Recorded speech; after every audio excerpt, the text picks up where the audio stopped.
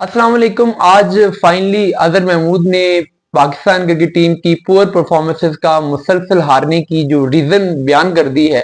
ये वही बात है जो हम पिछले कुछ अरसे से कर रहे थे। आज उन्होंने एग्जैक्टली वही बात की है, एग्जैक्टली उन्हें वर्ड्स में बात की है। क्या कहा अजहर महमूद ने, उस पर भी मैं आता हूं, लेकिन पहले तो मुझे अजहर महमूद की समझ नहीं आती कि ये किस हैसियत में पाकिस्तान टीम के साथ इतने मुसलसल अरसे से चली जा रहे हैं।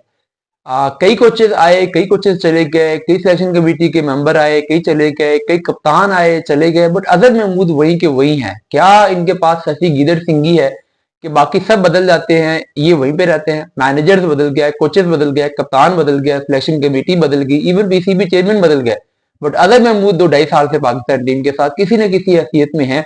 कभी बॉलिंग कोच बन जाते हैं, कभी असिस्टेंट कोच बन जाते हैं, किसी न किसी हैसियत में कभी आरदी इंटरिम कोच बन जाते हैं वो टीम के साथ। और इन्होंने पाकिस्तान टीम के लिए क्या डिलीवर किया है, बंदा इनसे तो पूछे कि अगर बाकी सब पे रिस्पॉन्सिबिलिटी आती है तो एक बंदा जो परमानेंट टीम के साथ है उस पर रिस्पॉन्सिबिलिटी क्यों नहीं आती?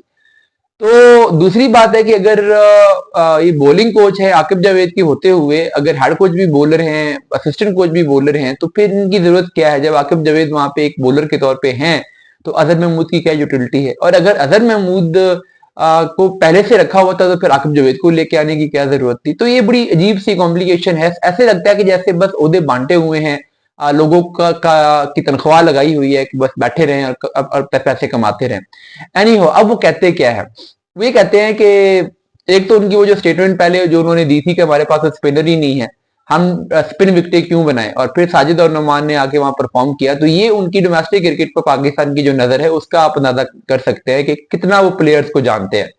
एनी हो, अब उन्होंने कहा क्या है? देखिए, हम पिछले कुछ अरसे से अक्सर ये बात हो रही थी कि यार बाबर आजम ने पाकिस्तान को मैच हरा दिया। ठीक है, बाबर आजम का बैट पैच चल रहा था, उनसे रन नहीं हो रहे, इसमें कोई शक नहीं है, साल 1.5-2 साल से ये बात हो रही थी। रिजवान पाकिस्तान को मैचेस हरवा रहे हैं, रिजवान के स्ट्राइक रेट पर बहुत सारे क्वेश्चन मार्क हमने भी उठाए और बहुत से लोगों ने भी उठाए। पाकिस्तान की ओवरऑल पाकिस्तान की जी बैटिंग वीक चल रही है, ये हम बात करते थे, और ठीक है पाकिस्तान की बैटिंग वाकई उस लेवल की नहीं चल रही थी, लेकिन पाकिस्तान की बैटिंग तो हमेशा से ही ऐसी रही है कि अगर आप देखो तो पाकिस्तान की बैटिंग ने कभी भी पाकिस्तान के लिए कोई बहुत एक्स्ट्रा ऑर्डिनरी तो परफॉर्म नहीं किया था। लेकिन पिछले कुछ अरसे में जो पाकिस्तान ने की मैचेस हारे हैं, क्या वो पाकिस्तान की बैटिंग ने हरवाए हैं? अगर आप क्रंच मोमेंट्स को उठा के देख लो पिछले साल 1.5 साल के, अभी दूर नहीं जाते, ये चैंपियंस ट्रॉफी में भी आ जाते हैं। न्यूजीलैंड के अगेंस्ट जब पाकिस्तान खेला है तो एक ऐसी पिच जहां पे 270 होने चाहिए थे, वहां पे 320 रन का जब टारगेट मिलेगा आपको, 330 का टारगेट मिलेगा आपको, तो वहां पे आप बैटिंग को कैसे कह सकते हैं कि बैटिंग ने मैच हरवा दी?